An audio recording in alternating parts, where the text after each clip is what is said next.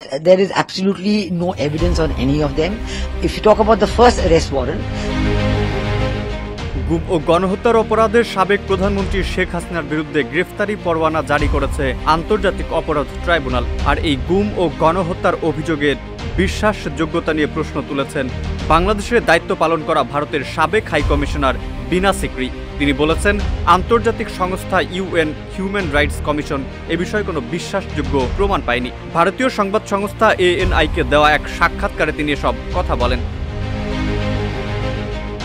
সাক্ষাৎকারে বিনা সিকরি বলেন, এটি শেখ হাসিনার বিরুদ্ধে দ্বিতীয় গ্রেফতারি পরোয়ানা। এটি গুমের অভিযোগে। যদি আপনি প্রথম গ্রেফতারি পরোয়ানার কথা বলেন, তা ছিল তথাকথিত গণহত্যার অভিযোগে, কিন্তু কোনো প্রমাণ বা তথ্য উপস্থাপন করা হয়নি। যখন ইউএন হিউম্যান রাইটস কমিশনকে জুলাই আগস্টে প্রাণ হারানো মানুষের বিষয়ে প্রতিবেদন দেওয়ার জন্য বলা হয়, তারা বলে যে আমাদের কোনো প্রমাণ দেওয়া হয়নি। কোনো এফআইআর কি আছে?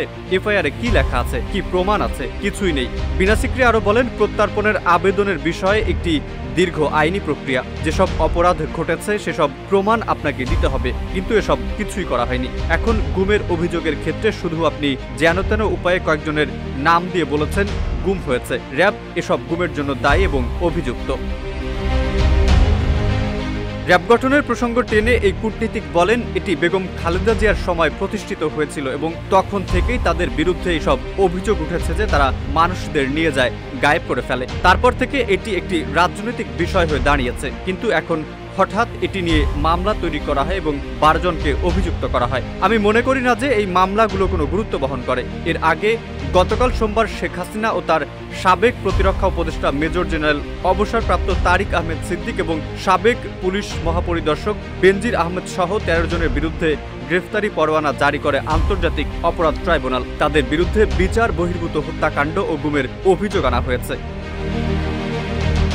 5 আগস্ট ছাত্র জনতার আন্দোলনের মুখে দেশ ত্যাগ করেন 77 বছর বয়সী শেখ হাসিনা। এরপর থেকেই ভারতেই অবস্থান করছেন তিনি। এদিকে বিনা সিকরির এমন মন্তব্যকে হাসিনা প্রীতি বলেই মত দিয়েছেন বিশেষজ্ঞরা। জুলাই বিপ্লবের পর এ পর্যন্ত শেখ হাসিনার বিরুদ্ধে 200-র অধিক মামলা দায়ের করা হয়েছে, যার বেশিরভাগই খুনের মামলা। আদালত সাবেক এই প্রধানমন্ত্রীর বিরুদ্ধে গ্রেফতারি পরোয়ানা জারির পর এ পর্যন্ত বেশ কয়েকবার ভারতকে চিঠি দিয়েছে অন্তর্বর্তী সরকার, কিন্তু হাসিনাকে ফেরত দেওয়ার ব্যাপারে এখনো কোনো সাড়া দেয়নি ভারত। মেহেদী হাসান, ইত্তেফাক।